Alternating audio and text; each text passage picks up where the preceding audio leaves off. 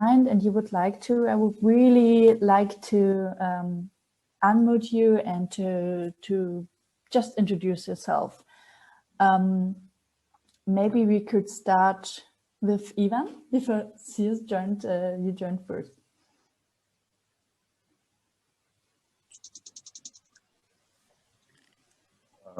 Hi, I'm Ivan from Brazil, and I decided to join the seminar because the title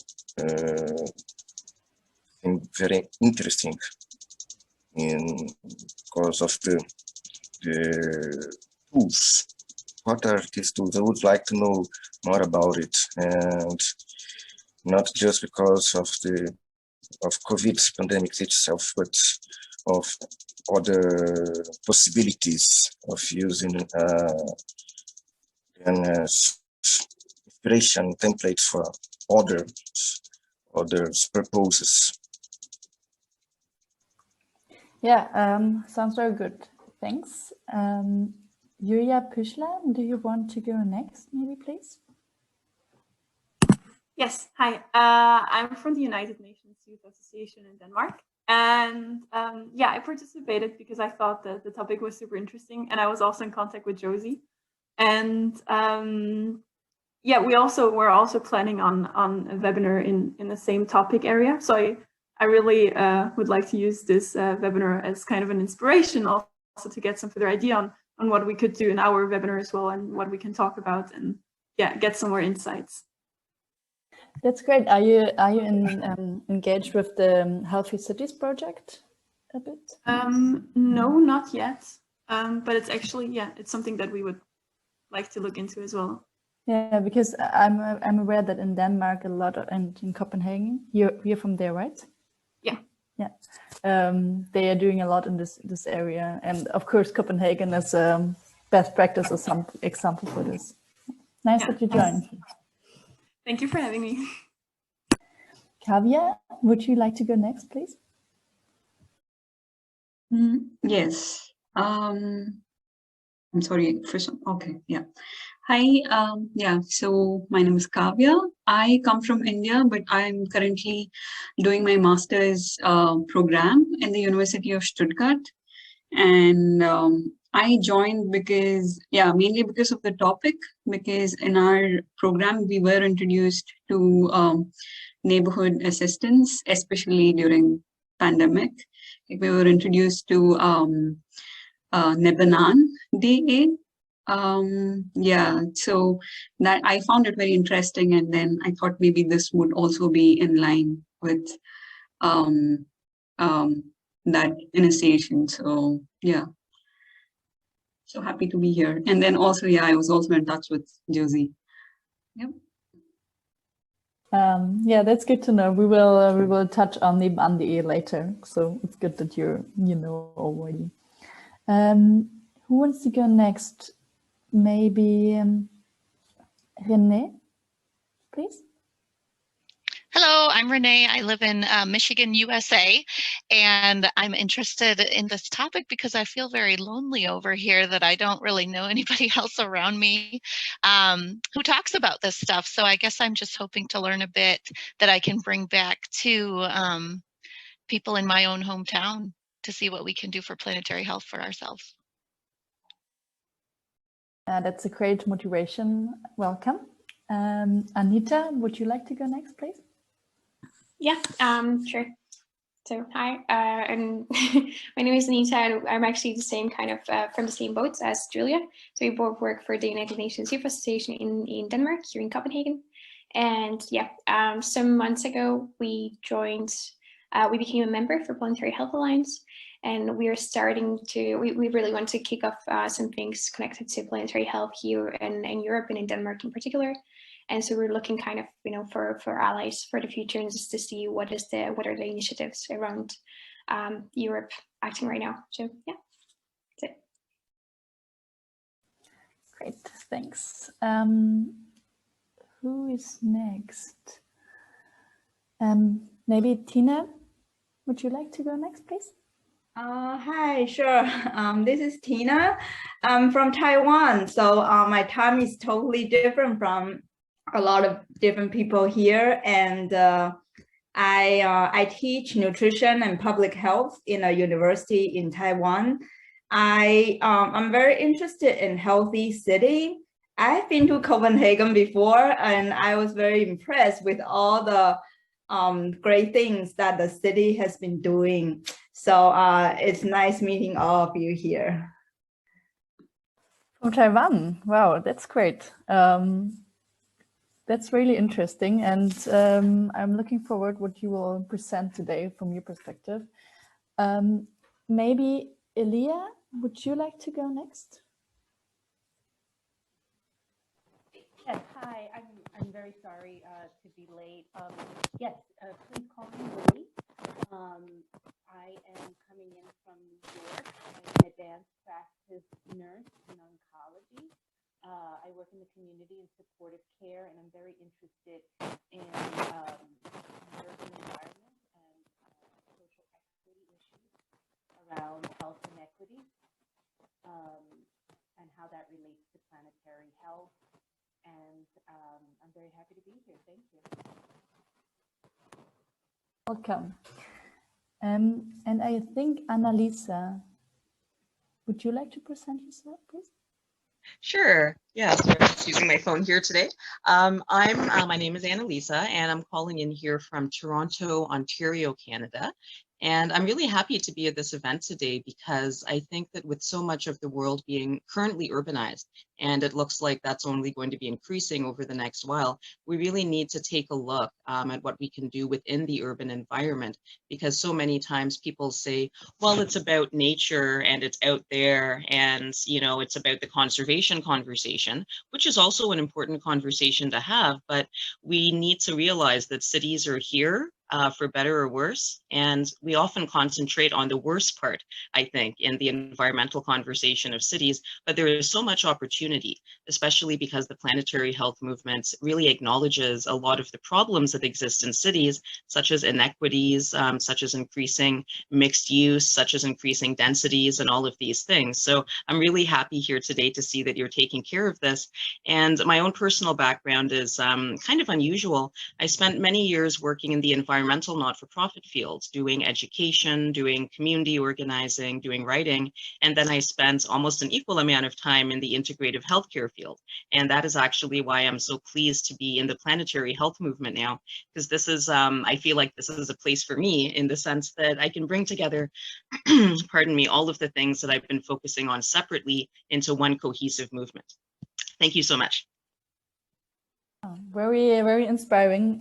Thanks for presenting, all of you. I hope I don't miss someone. If so, please just turn your microphone off and start talking. And otherwise, who are we actually? So as you can see here in the picture, that's the Charité, that's the university. The three of us, Ernesto, Josie, and me, I'm Charlotte, went to study public health and international health. That was Ernesto's field. And we are part of the Planetary Health Club in Berlin. Josie was having actually the campus ambassadorship from the Planetary Health Alliance 1 year ago, and we took over the Planetary Health Club in year 2019. Our work focuses on a lot of different things, but especially we would like to educate in different fields. So we are working on educating, of course, our colleagues from our university and trying to bring the planetary health topics more into the curriculum of public health. But we are also educating kids with doing different projects for this, and also the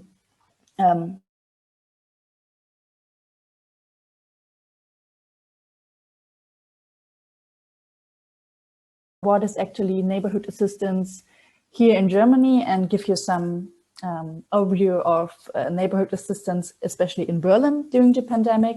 And then Josie will take over and lead you through the group work.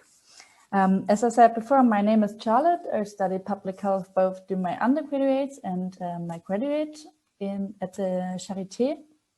with a focus on planetary health doing my master's. And I recently just started my PhD in sustainability science at the Stockholm Research Center in Sweden. Before I go over, I would like to that Jersey and Ernesto also present themselves. So Jersey, you go. Hello, everyone. Nice having you here today, and it's a pleasure for hosting such an event. My name is Josie. I'm also from Germany, and as Charlotte mentioned, I'm studying public health, but I have a background in environmental planning and landscape architecture. So, Ernesto, you can go ahead. Thank you, Josie, and thank you, Charlotte, for the invitation. It's a pleasure to be here supporting you in this great presentation. I am Ernesto Negrin. I am from Venezuela, but currently living here in Berlin. Just finished my master in international health, but as background, I am a nutritionist, clinical nutritionist in the field of health. So I would like to, with this master's, integrate what is nutrition and public health, because I think it's really important to focus at some point on that. So I will thank you for the invitation. I will leave the floor to Charlotte to continue her awesome presentation. Okay, great. So should we go next? What will be today's agenda? So I will first try to introduce what is neighborhood assistance and try to find a definition for this. And then we will together brainstorm health and sustainability indicators and how they are reflected in neighborhood assistance. I'll go next with examples of neighborhood assistance here in Berlin and Germany. And then we will start the group work, presentations, questions, and then the closing. So what actually is neighborhood assistance? When I was trying to do this presentation and started, I was searching for simple definitions, and it turned out there are actually no definitions for neighborhood assistance.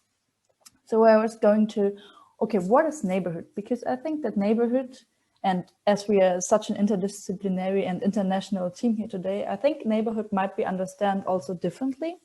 So for example, where I grew up, it's a small village, and my neighborhood is just actually the city I was living in with 4 other houses and families. That was the definition of my neighborhood. But where I'm living now in Berlin, neighborhood for me means it's the whole quartier kind of. So it's like, I don't know, maybe 2,000 people surrounding me. That's called my neighborhood now in Berlin. So the definition of neighborhood is called the area of a town that surrounds someone's home or the people who live in this area.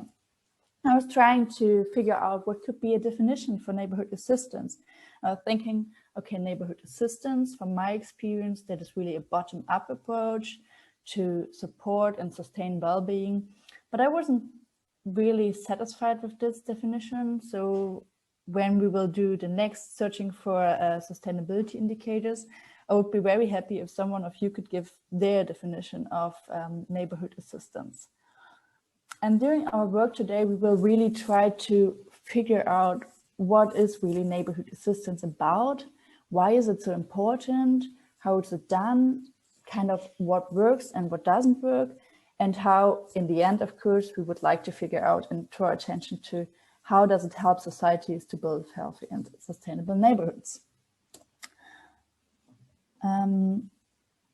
So just to remind you, what is sustainability again? Because what I found that sustainability is kind of very often just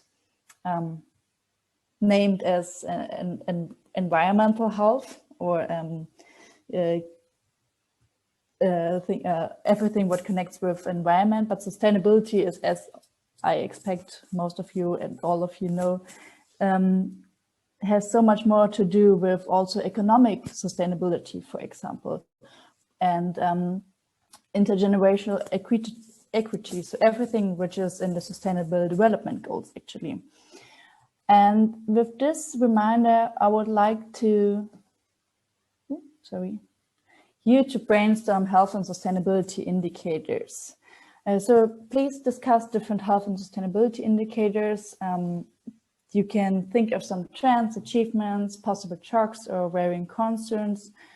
And you can also maybe think of what you would define as neighborhood assistance in the concept of sustainability indicators. So Josie, would you like to break? Yeah, just to interrupt, we will, after the small discussion groups, we will create a word cloud. So for this, please think of 3 words or groups of words that you can later on enter into the word cloud that are, that you came up with for health and sustainability indicators. And Ernesto, he will create the breakout rooms now.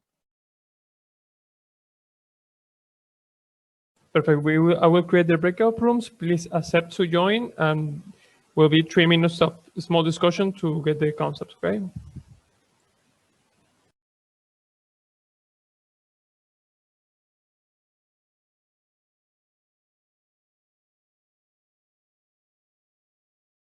Hello, everybody's back.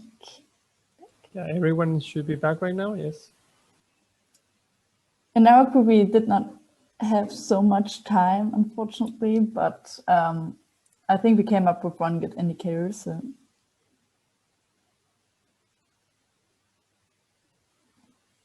now you should see in your chat, you should see the Menti Meter. And if you could go there and use the code to Menti Meter, to menti.com, and use the code, which is written there, and put in what you think some of your, in your imagination, health and sustainability indicators could be. And then we will see it on the mirror board. Not mirror board, I'm sorry, in the word cloud.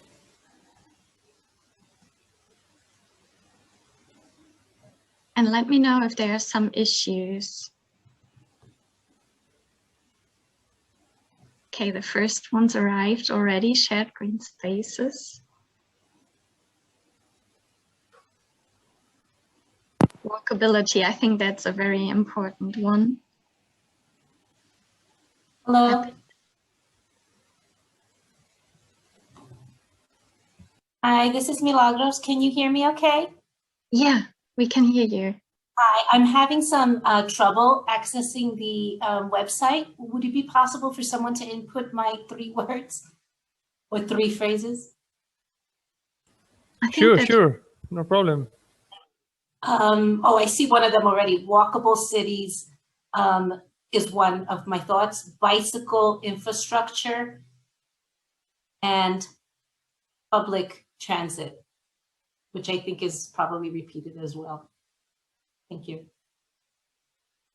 You're welcome. It's good to see so many words come in. Yeah, it's really nice. And it's growing more and more.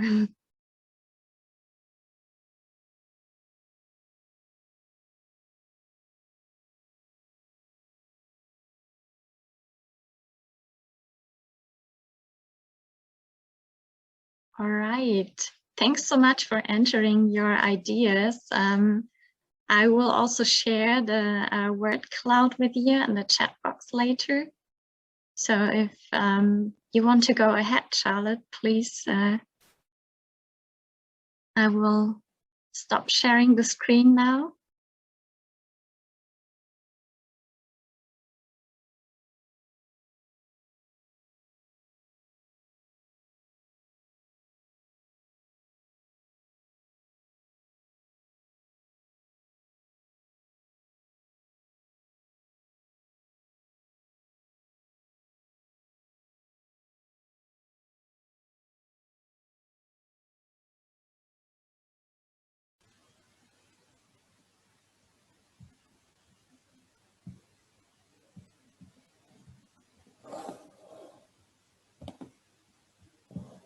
It seems to, I can't start my presentation.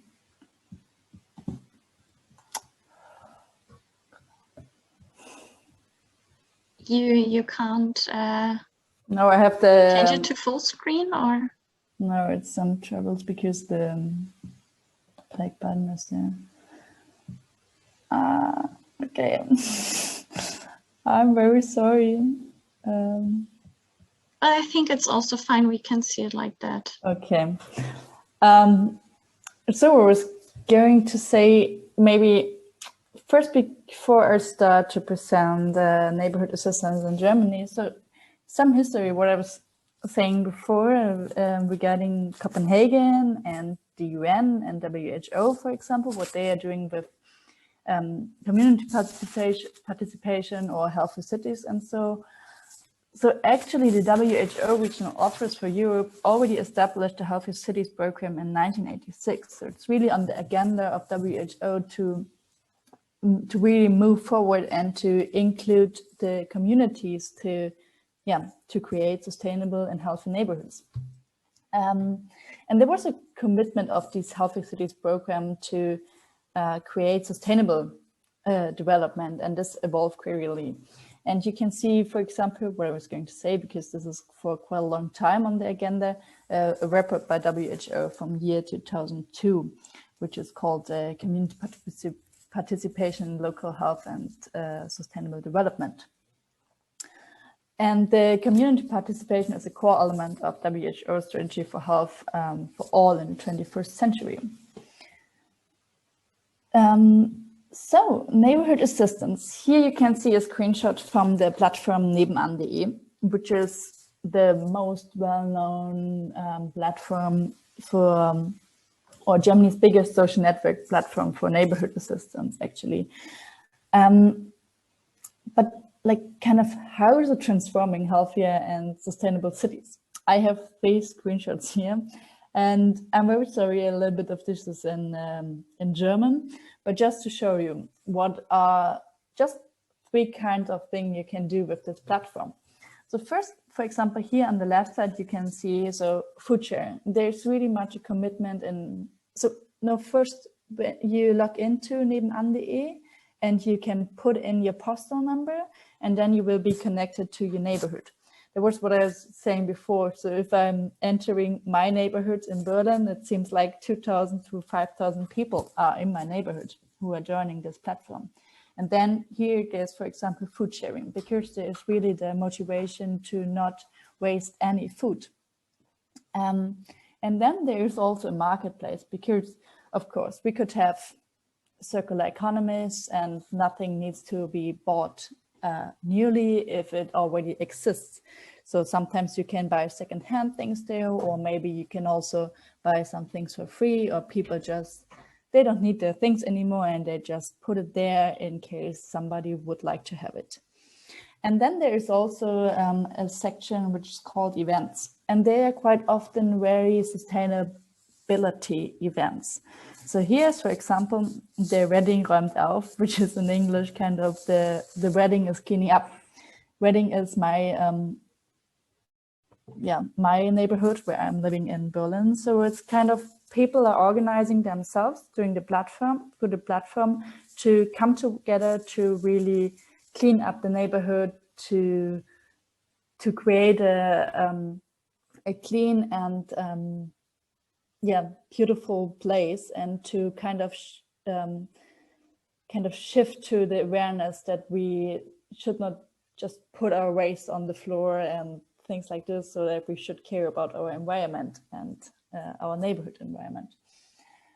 And during the COVID-19 pandemic, actually registrations to nebenan.de were rising increasingly, because what they did is they created a Corona hotline at the nebenan.de platform to bring people efficiently together. And actually more than 17,600 requests for help were received between March and June 2020, so just in those months. And more than 2,400 neighbors registered with nebenan.de.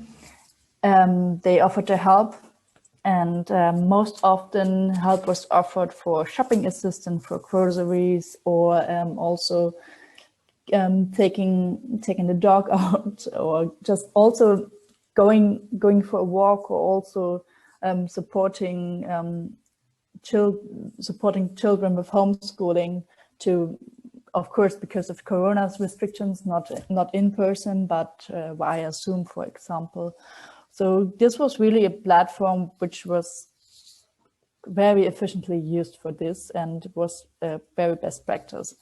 But we not only had Namey, of course, and there was a lot of different other things. For example, just really Facebook and Telegram groups in the neighborhoods, and you could register there and also ask for if somebody could go to the supermarkets because people were either ill at home or they were too afraid to enter the supermarket. Because, for example, if they were a risk group or so. But then there was also, because what I really think sustainability also implies economic sustainability. And while, for example, the German government, they really provided the large-scale companies with a lot of money and support and all of these things.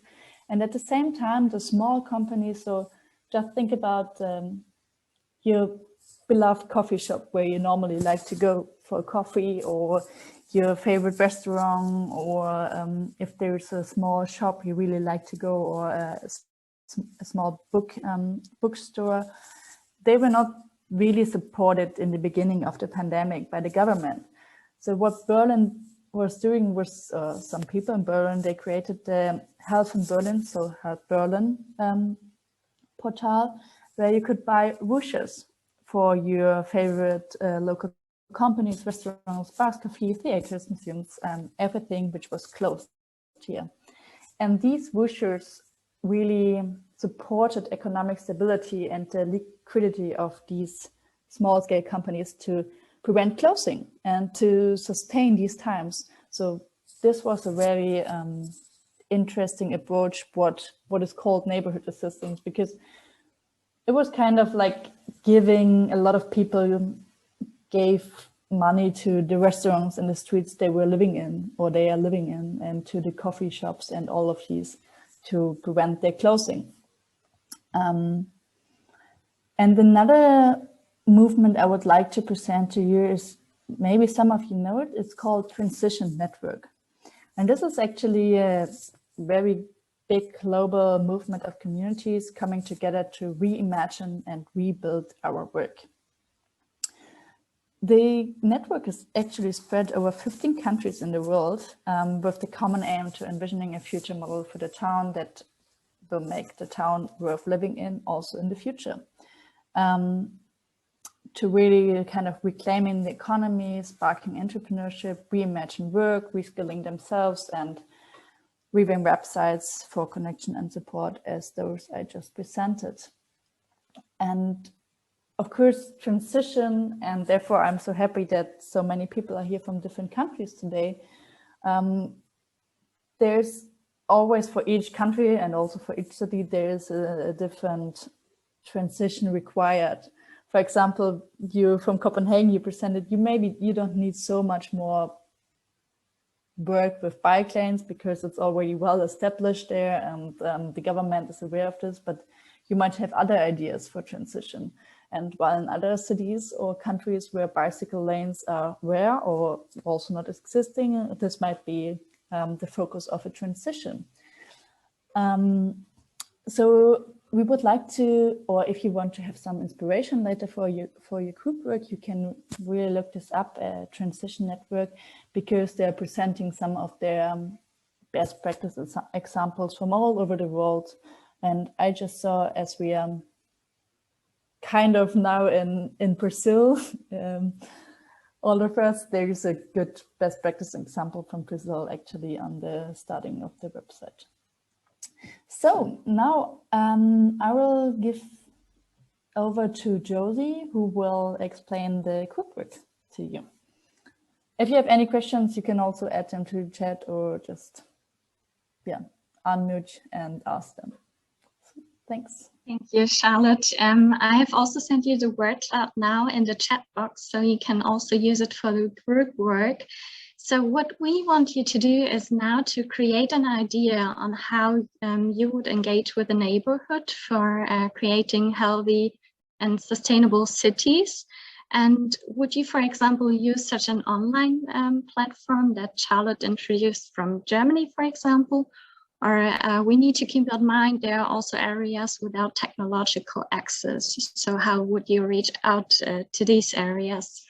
And we have some thoughts that could help you to develop your ideas. For example, you can narrow down the idea to a certain topic, for example, housing and mental health, or urban foraging and food security. You can also choose a specific target group like marginalized populations, children, the elderly, but also feel free to think of an intergenerational or sociocultural approach. And you could also think of who to involve into the project. Would it be, for example, schools and teachers, or healthcare centers, midwives, nurses, or even religious institutions? And please feel free to be creative. It doesn't necessarily, we know it's quite tough now within a short time to come up with an idea, but it's really nice that you exchange your ideas. And you can also, because we want you to present your project, so you can also show us some sketches, or you can use Miro or concept board to create a mind map, for example. And now we have like, I think, 35 minutes. It's not so much time left now. I will also send the, again, send the task into the chat box so you can have a look at it. And Ernesto, I would like you to create those breakout sessions. But if you have already a question now, please feel free to ask.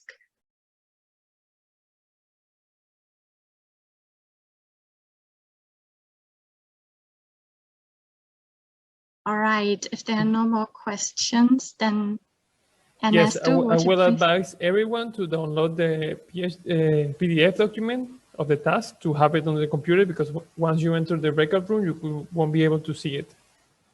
So click on the document, download it, and then I will open the breakout room so you can discuss. During the session, you can send messages to request help if you don't understand or have doubts. So, and then someone from us will go and talk with you, okay? And just another thing which came up, like you can present like for 3 minutes. It doesn't have to be for a long time, and we will also keep some time for Q&A, so the audience can also ask you questions. Perfect. I just opened the breakout room, so please join and good luck. Ivan, Julia, and Kavya. Yes, so we were actually, we didn't really come up with an idea because we mostly talked about, because we're all coming from different places in the world, or we're living in different places in the world, and our cultures are just so different, and the issues that we're facing are also so different. So we mainly discussed about like, okay, so how is, like, for example, food waste tackled in like India, Brazil, and in Denmark, or we also talked about a lot about like how to engage neighborhoods, and that's also kind of like difficult from like all the different perspectives, because like there's different neighborhood engagement in India than there is in Brazil, and also in Denmark. So that was like a lot what we talked about, and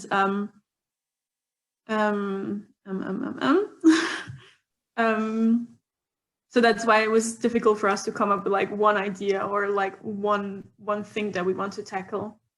Yeah. Probably I could also quickly share our Miro board, because we just gathered some, yeah, I guess I can share my screen now. Yeah. If you could see my screen. Yeah. So mainly we started off with food sharing and food security in 3 different contexts, like Brazil, Denmark, and India.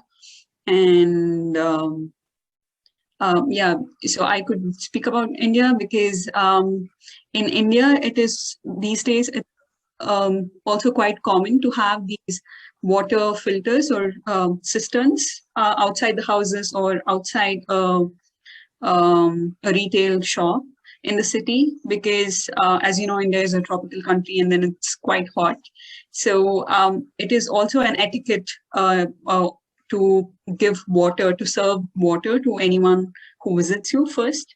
And then, so I was just saying that this is sort of an indirect approach because you also find these water containers in neighborhoods as well as in centers. So this is sort of like you're not directly engaging with the community. It's sort of an indirect approach to engage with the community, like showing that that certain initiatives are beneficial for the neighborhood. And probably Ivan could say something about Brazil. Well, Brazil have it's a very not just big but very diverse country in terms of social realities. I could say that we don't have really a sense of citizenship here because of these gaps, increasing social gaps. So we have here restaurants that are popular restaurants, albeit they are not as common as they should be. They are sponsored by some social service linked to like social national service of commerce, where they have restaurants where people can eat for a symbolic price. It's often for low-income people, but everybody can go there. We are having actually it is strengthening in some parts of the country some initiatives of food selling, organic agroecological production, but that they have places where people go and buy, or may even associate with farmers like co-farmers and go there, collect fruits and vegetables together with the farmer and buy baskets. And we have also well, in this case, we have some people that are far from the consumer places, far from the consumer places. They have problems in logistics and they have little support for infrastructure. Needs the infrastructure to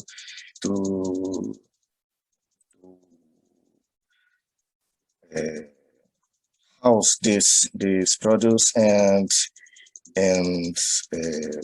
put towards the community centers. I think there should be more initiatives of food hubs and somehow support logistics.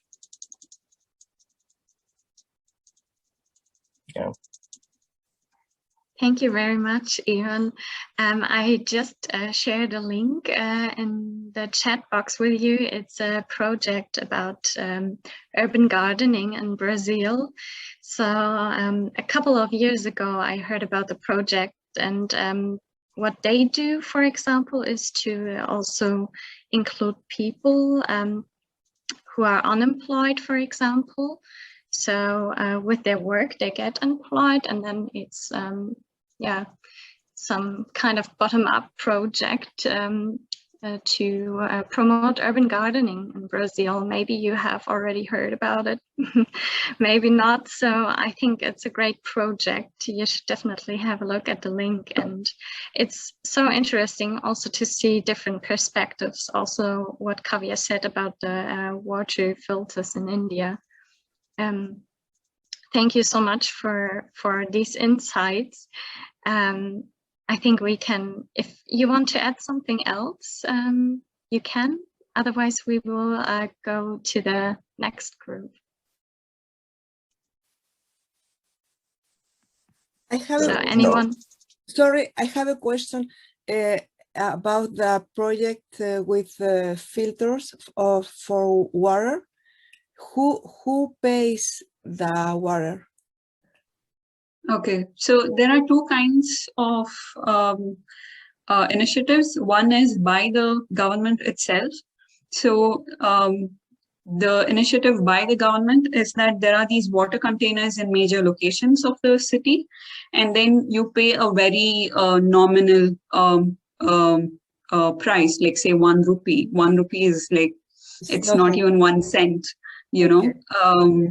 Yeah, so you just, you put the coin and then you get the water, but you would also find people doing it out of their own interest, because like I said, it is a tradition in India to serve water first to anyone. So in neighborhoods, you also find these water troughs sort of in front of the houses for birds and stray animals to drink water. Yes. So yeah, so all three are done by different groups of people. So one is mainly by the government, and then there is also these business owners or retail shop owners, which is sort of like a voluntary service. I see. Thank you very much. Yeah. Thank you for your question. Yeah, thank you so much, Kavya. It's really interesting, and also to think of how we can help also animals within the cities who suffer a lot, for example, also from heat stress, especially in India. So thank you. So anyone else? We are happy to receive some insights from group 2.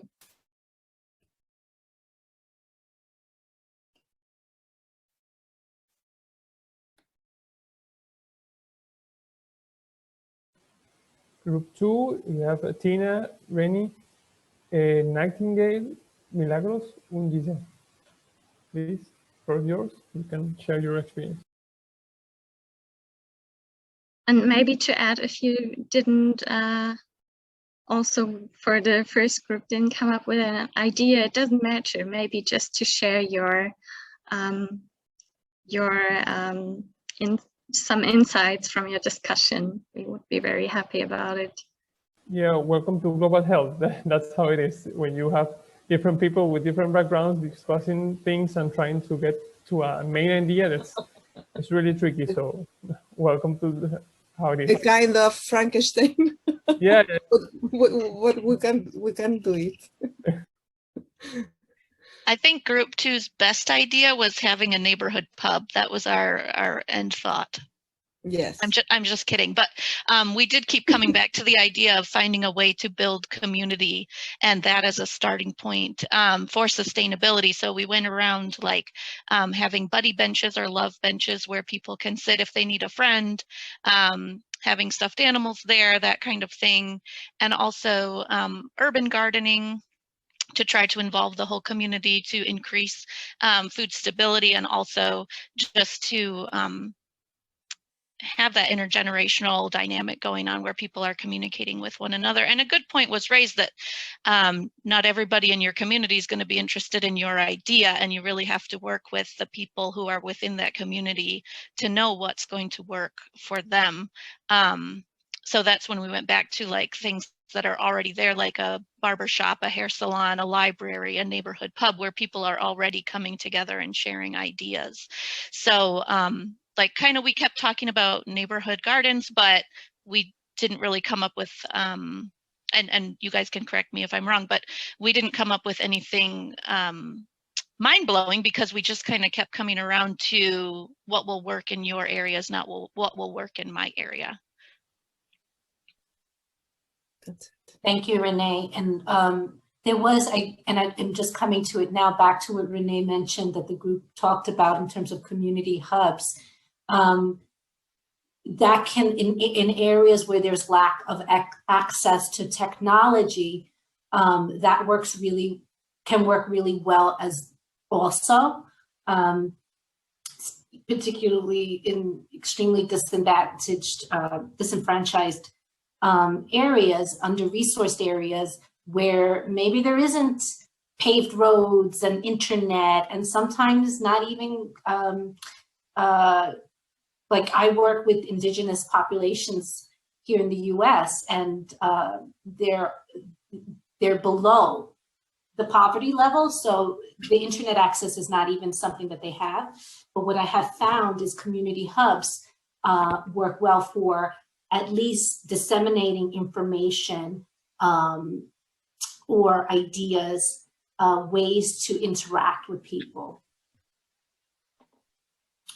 And I'm a big proponent of hospitals or satellites, community health centers being a part of that. I think we are obligated to be a part of that.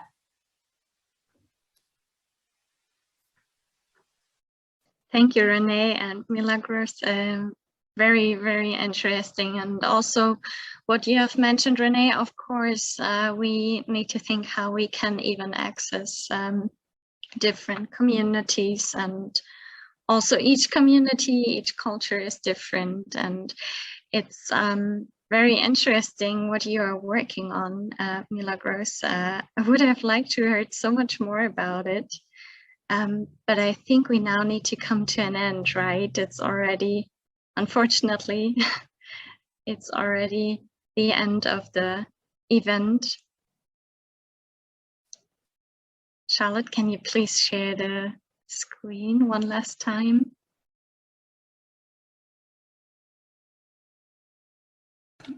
So yeah, many thanks for all your insights, and yeah, it's been very interesting to hear what you're presenting, and I just can't yeah, tell this as often as I can, but it's so interesting to see how different neighborhood is managed all over our world. And yeah, we would be very happy, or we are happy if you enjoyed this conversation you had today. And if you have any questions, we are more than happy if you would like to contact us or follow us on Twitter or Instagram. You can see our names all over there. Also, what we thought, it would be super nice to stay in contact in general, also to give you the opportunity to do this. And I saw that a lot of people were adding actually already their emails into the chat box. So if you want to, you could also add it there and to stay in touch. So yeah, many thanks, and enjoy the rest of your day. Bye. Also, thank you from my side. It was a pleasure to meet you all. And I would be very happy to stay in touch with you. Yes, the same here. Thank you for everything, for sharing this afternoon with us.